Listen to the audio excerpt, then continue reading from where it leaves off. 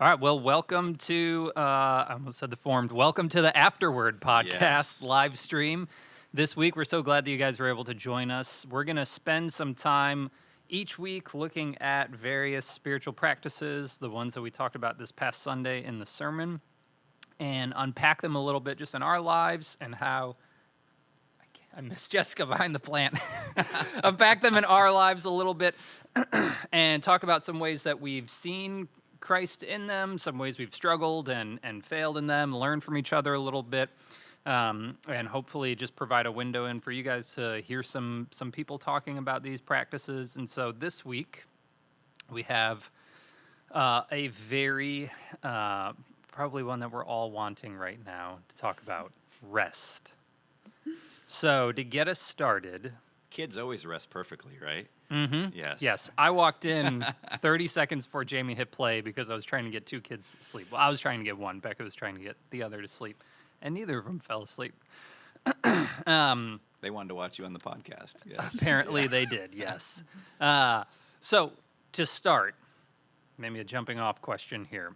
What would be your energy level today? Physically, emotionally, spiritually? Jessica. I just came off of homeschooling two children. So Verde Academy is up and running, and I'm honestly a little bit tired. So I would say spiritually, I actually probably feel like I'm doing. I feel okay with that. Like I know where my rest comes from. I probably am just a little mentally tired from running through multiplication problems. So, but yeah, that's physically. My kids sleep through the night at this point, so My kids, well, no, I was up for an hour with Sibs, but Neb slept through the night last night, Look at that's that. great. which That's was a awesome. blessing because he's on an air Yes. mattress right now, which is not comfortable to co-sleep Ah. with him on. All right, so Jamie, Jessica added a fourth category too, mental as well. Oh, yeah. So am I a doing? physical, emotional, mental, spiritual Yeah. rest. Where are you at today? Coming into today, I would say today, right now, low energy level. Yeah. So feeling Across a the little, board? Yeah, probably. It's interesting. I think in this time, like that can, I feel like that can fluctuate quite a bit. I don't know if you have. I'm seeing some nodding of heads, so maybe that's relatable. Yeah. So I mean, it interestingly, it could be like, hey, we get done with this. I eat some lunch in the afternoon. I'll feel a little bit better. Yeah, I'm probably coming in right now, just feeling a little bit wiped. Yeah. So. Well, yeah. So is that for both of your guys' responses? Is that normal for you in, let's just say, the last month season that we've been in? Is this a normal energy level for you? I would say homeschooling kids. Yeah, I think anytime you do something new, it just requires more of you. And so this is our first year homeschooling, and it's requiring quite a bit mentally and probably emotionally as well. Trying to be patient and kind. So currently, I would say yes. If you asked me 3 weeks ago in the summer routine, I actually felt pretty rested. There were, I mean, not to say there weren't hard things, but I don't think I felt wiped necessarily. So yeah. How much of your homeschooling right now is based off of Hogwarts? None. That might make it more fun, actually. Okay, all right. That's Yeah. a good idea. Thank you. Yeah. There you go. Jamie, normal for you right now? I would say it's been normal, probably more normal kind of since the pandemic, I actually probably say. So I think some of it is, and obviously this isn't unique to me, but I think there's emotional, mental fatigue of just, I mean, all the decisions we're weighing through, just, I mean, individually and what you're doing for yourself, your family, but then obviously stuff for us, like just as the church and trying to figure that stuff out and what it will look like to go back in person. When do we do that? So it feels like there's the sort of all the normal things that would have been doing in my role and then there's just some added complexity right now. Yeah. Yeah, so that's leading. That would be more emotional, mental. I mean, physically, I don't feel like all that tired. Thankfully, where some people, when anxiety and stress kicks in, it makes it harder for them to actually get rest. Typically, I'm like, ooh, the more stress, the better I'll sleep. So at least on the sleep side of things, not too bad. But then trying to pay attention to spiritually, like, how's my actual spirit? Is there more of a grumbling, complaining? And I do find, like, those are some indicators for me, again, that even as we talk through some of these other spiritual practices that I'm trying to pay attention to, that I'm like, okay, like I have, maybe too negative of a disposition towards things at times.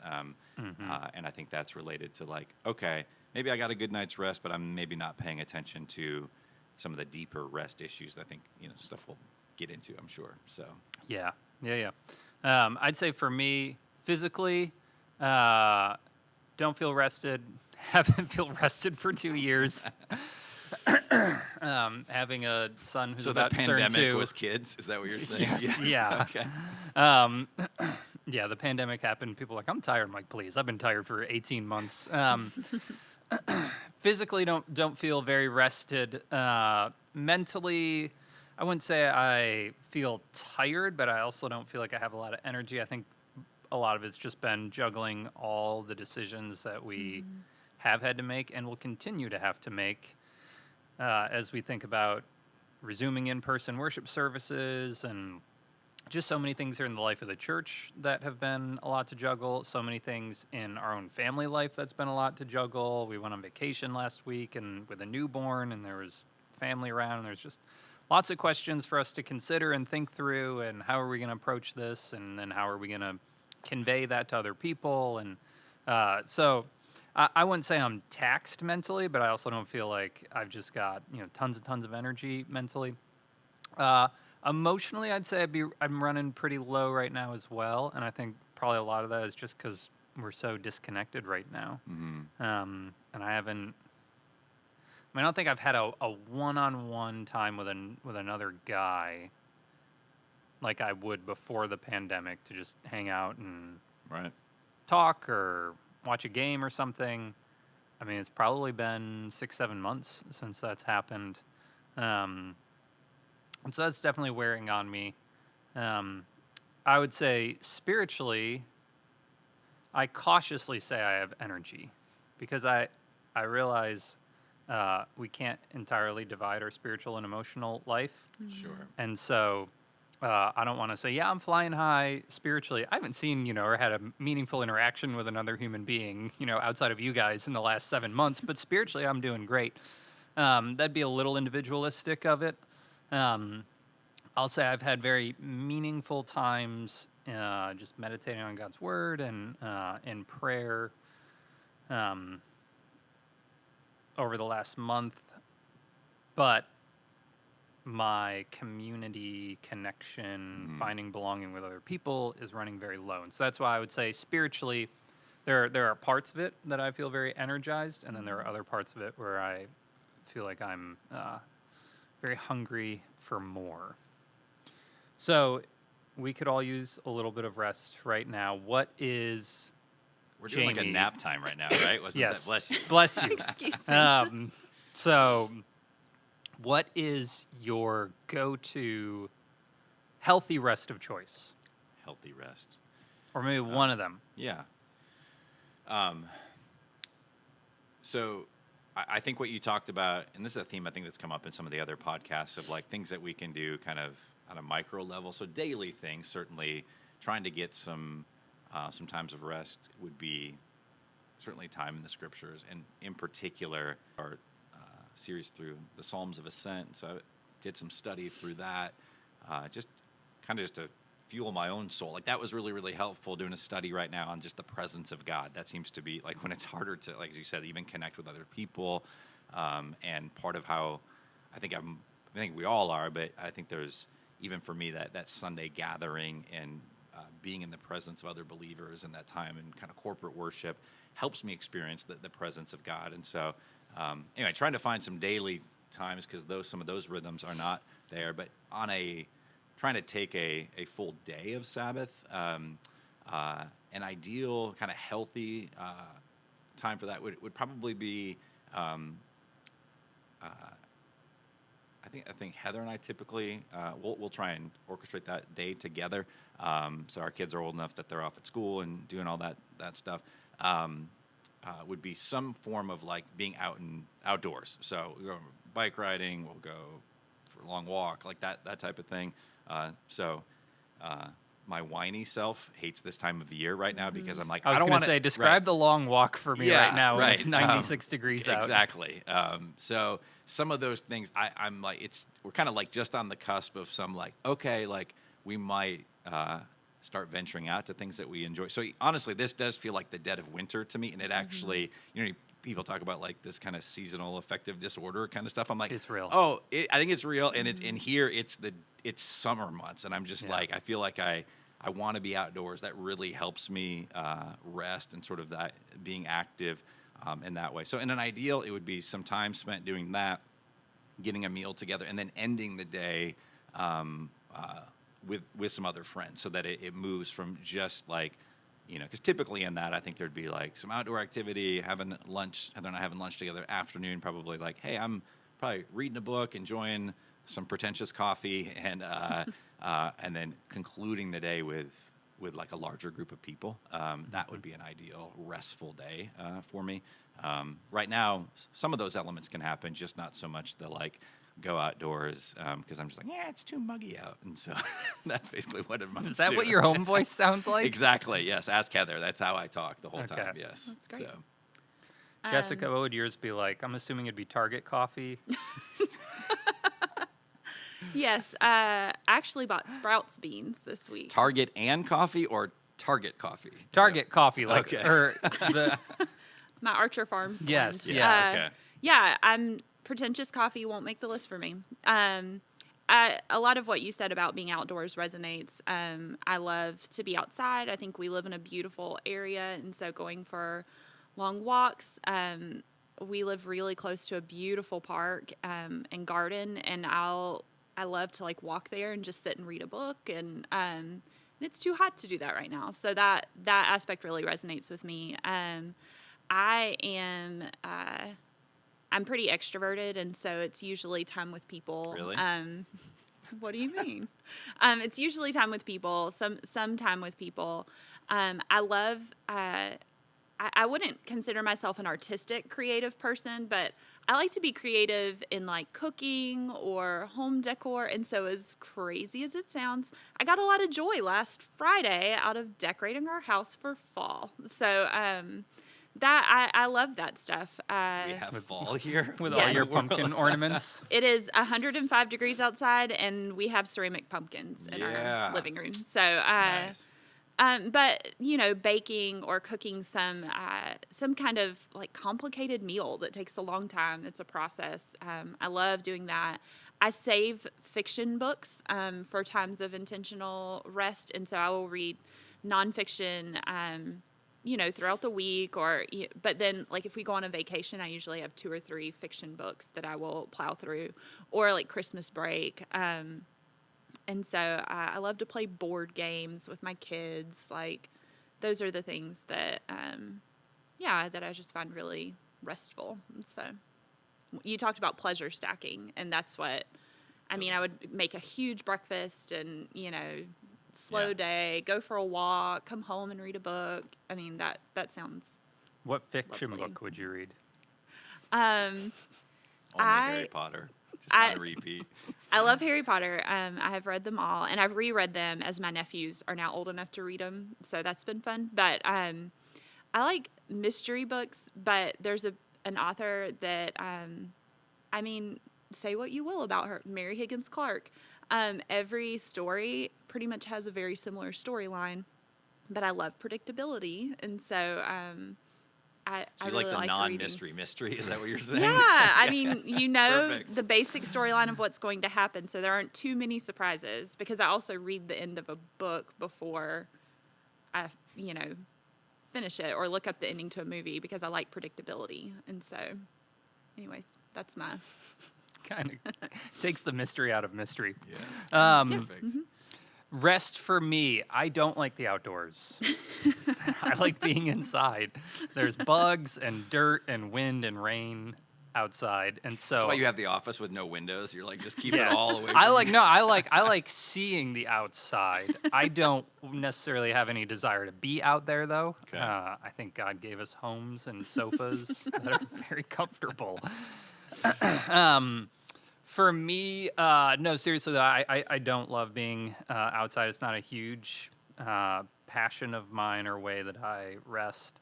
Some restful things for me, if I love making coffee, and so not I love partially just drinking it, but just the kind of ceremony of making it too is very fun. And so definitely some time making coffee. To be clear, we're not talking about a Mr. Coffee pot. No, a Keurig. That's not what we're talking about. For those who may not know, the depth and level of I have the pour over set. I used to be a barista, so I probably, if I wasn't in ministry, I'd probably have a The career in ceremony, coffee. the rest of the family lines up. They kind of do like a parade, and they bring in the various items to Eric. I Yes. just Yeah. felt like we needed to be sure that people actually knew what you were talking, because a lot of Yeah. people are probably thinking, like, you get a lot of joy out of putting that little pod and No, it's a process. It probably takes Yeah. about 10, 15 minutes Sure. total, which my 2-year-old son can do most of the process now, including grinding beans, which I found out the Yes. other day. Nice. So making coffee would and spending some time drinking it. I'm not a reader on days off. I would like to, but I don't have self-control with it, if I'm just being honest. And so I would find myself just spending the whole day devouring a bunch of books. That would be very stimulating and exciting, but I would probably not spend much time with my family. My wife would be like, "Hey, you've been in the bedroom all day. Are you sick, or what's happened?" So You're telling her you've got COVID just so you can Yes. stay reading. Yes. Yes. So I generally try to keep the books on the shelf on days off. So spend some time just in silence and quiet with some coffee. Would be a very restful thing for me, or going to a coffee shop and enjoying some coffee there would be very restful for me. Spending some time in scripture and meditation where I feel like I don't have any time constraints on it is very restful for me as well. Where I don't feel like, okay, I've only got 45 minutes or an hour, and so I feel like the clock's ticking the whole time, where there's just kind of an open space that I can fill is very restful for me. Spending some time with my wife and kids is very restful. That's definitely a way that I feel refreshed and energized. I enjoy TV, and so I know that, we definitely don't want to just binge all the time on it, but I enjoy sports. I think sporting life is a good thing that God gave us, and so watching some soccer is very restful for me, or a good TV show, an episode or two of it, is very energizing for me. And then I do enjoy a good nap. So not a long nap. I'm a 20-minute napper. Okay. No. But if I can get a 20-minute nap, I wake up and feel like a whole new person. So if I had just some kind of free space, that I'd be some sort of connection of coffee, myself, and then my family, and a nap thrown in there somewhere, and then some time to spend some time in scripture, spend some time reading God's word and in prayer. So, I marvel at the 20-minute nap. I'll never be able to do that.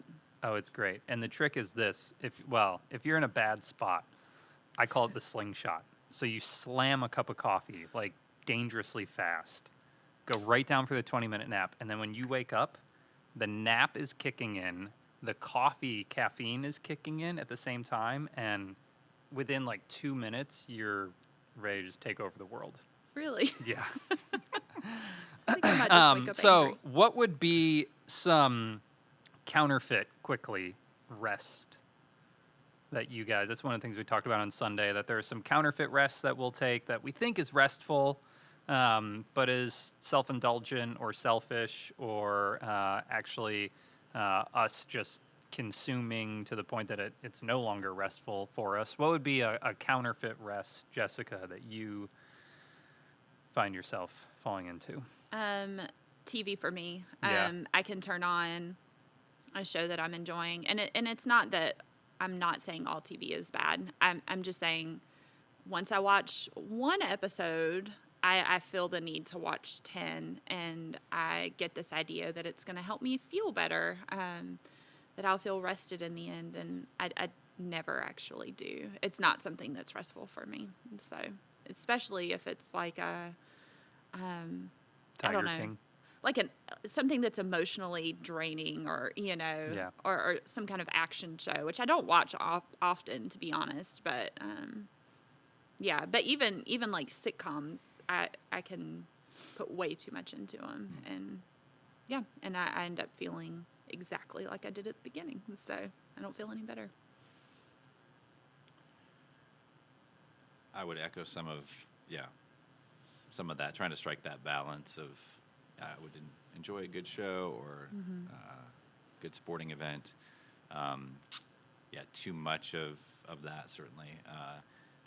Even I think on times where I've on the physical rest side of it, if I'm just like, oh, I don't have to set an alarm and I'm just gonna sleep, like there's some line there of like, oh, it was nice to not like have to wake up, but then if I like find myself like kind of pushing that too much, like then I actually don't feel rested for the remainder of the day. So that's one I think I pay attention to. And then this one, if it's like, so like last Friday, Heather and I, there was some errands that we had needed to do, but they would have been enjoyable. It involved some shopping, and her and I to go together and spend time. Like that actually felt restful and part of Sabbath.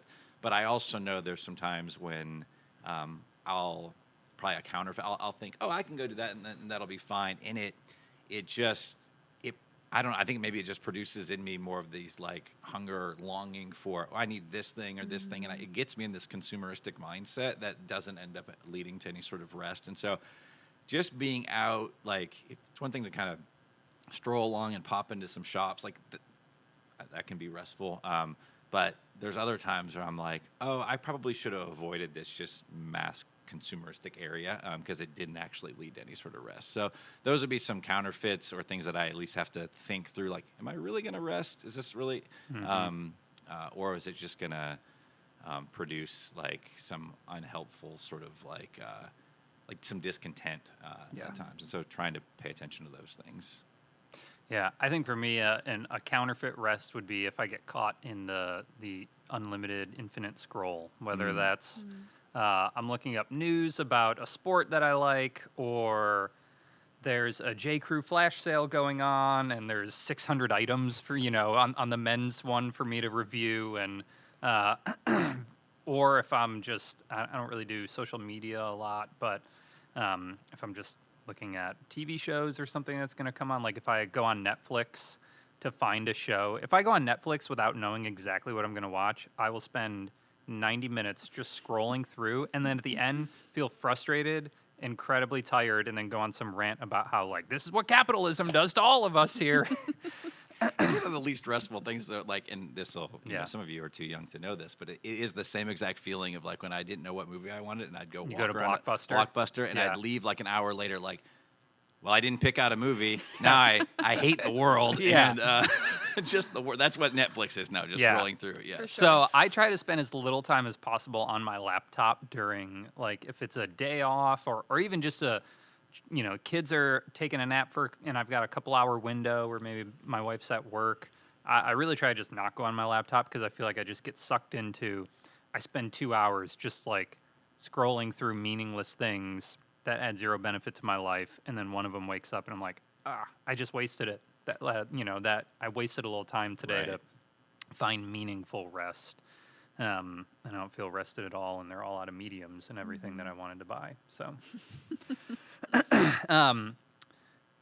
talking about work, we have various vocations represented here.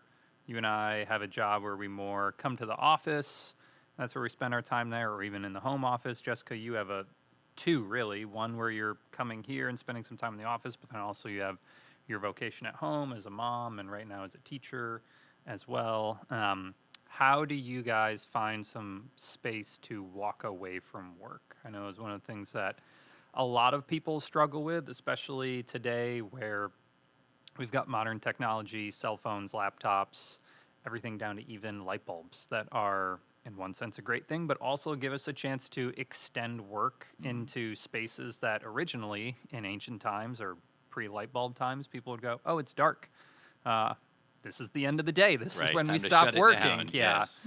How have you guys found some space to walk away from work?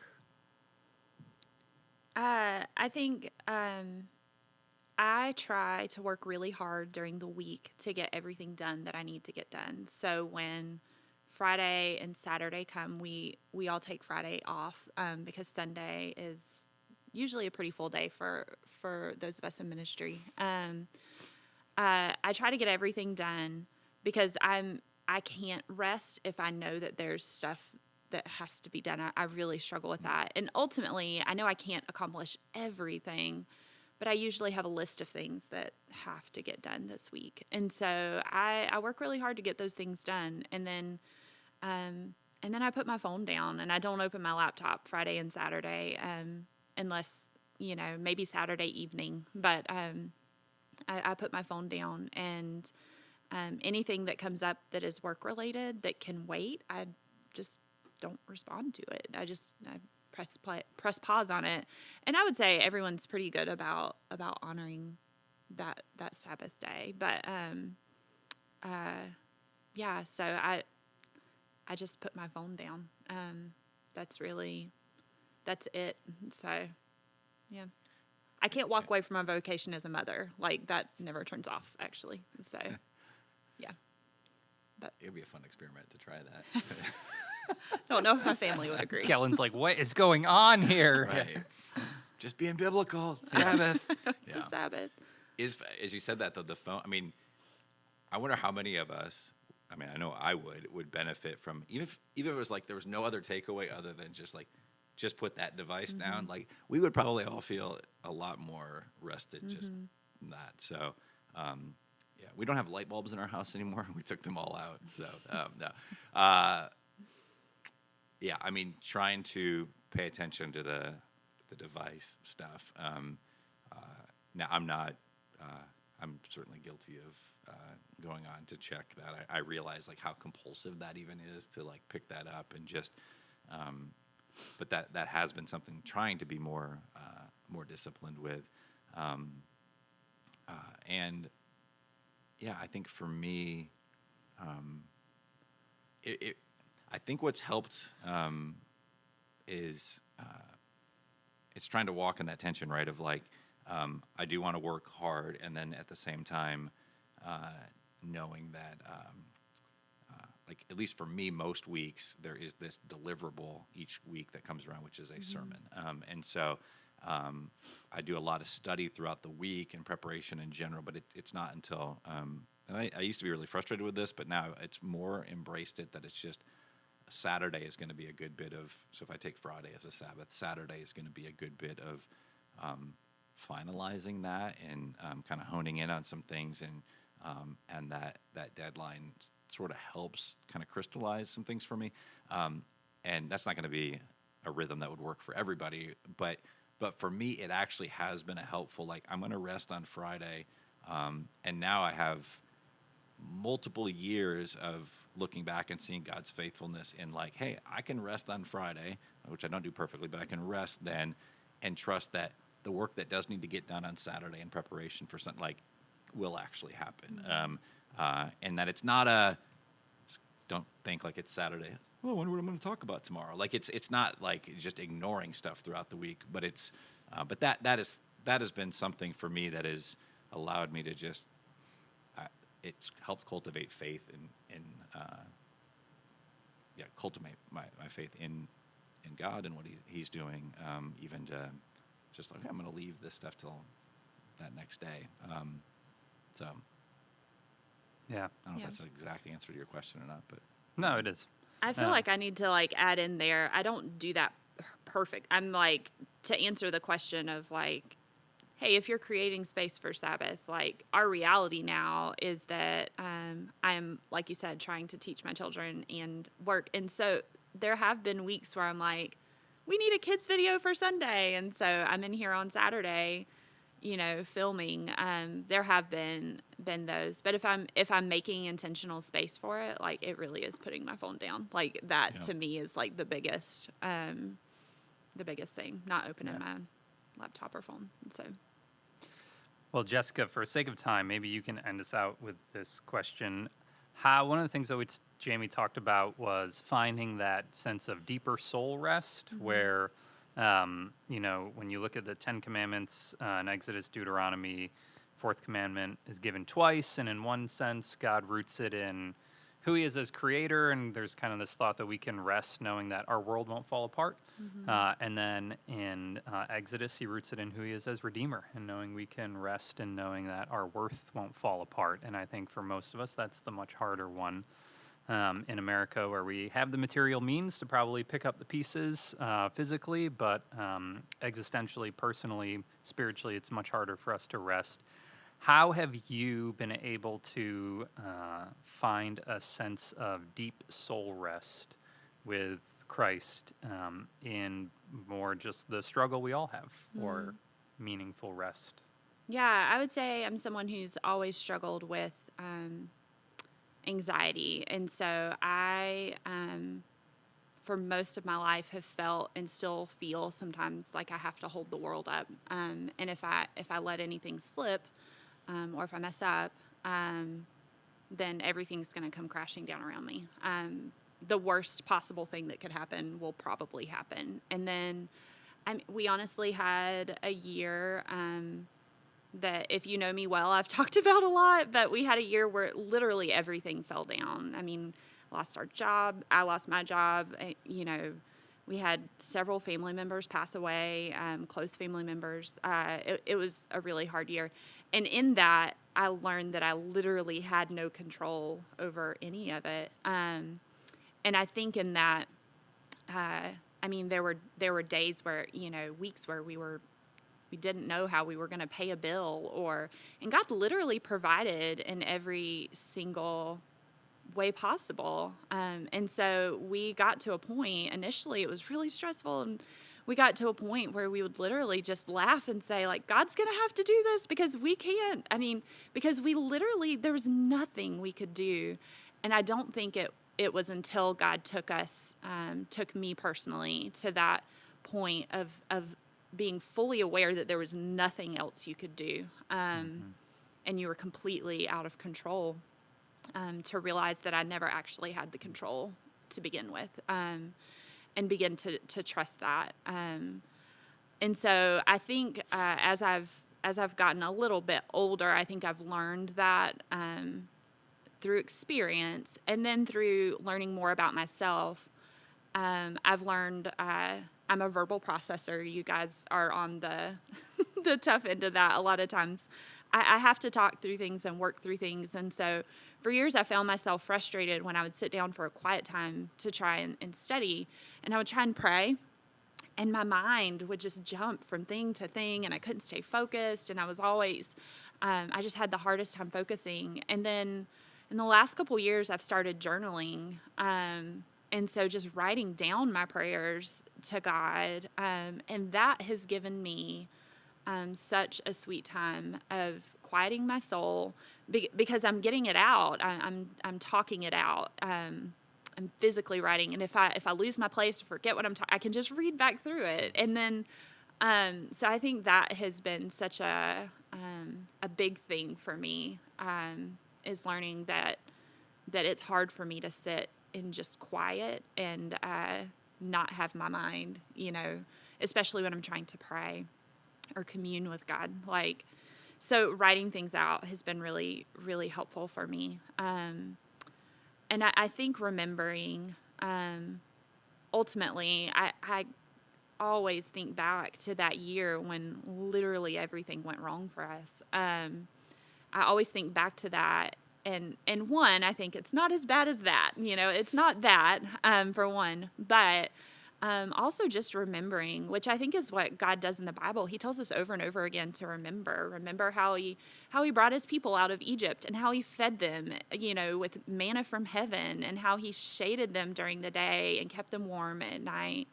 And remembering my position as God's daughter, that I'm adopted, and that because of that, he loves me like a father loves a child. And so when I held my own children, I remember that hitting me like, God loves me this way. He loves me this way, the way I love my child.